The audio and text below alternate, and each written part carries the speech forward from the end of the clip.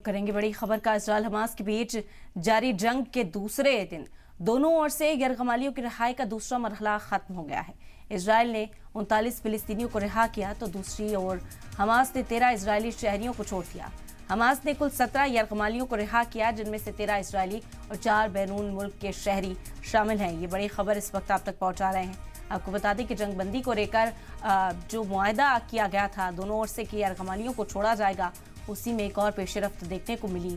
दोनों ओर से यरगमालियों की रिहाई का दूसरा मरहला खत्म हो गया है। इजराइल की ओर से 39 और फिलिस्तीनियों को रिहा किया गया, तो वहीं दूसरी तरफ से हमास ने 13 इजरायली शहरियों को छोड़ दिया है। हमास ने कुल 17 यरगमालियों को रिहा किया, जिनमें 13 इजरायली और 4 बैरून मुल्क के शहरी शामिल थे। लगातार प्रेशर जो है वो इजरायली सदर नेतन्याहू पर बनाया जा रहा था और इस बात की अपील की जा रही थी आवाम की ओर से कि फौरी तौर पर रिहाई कराई जाए, कम से कम यरगमाली जो हैं, जो कैदी हैं, उन्हें छुड़ाया जाए।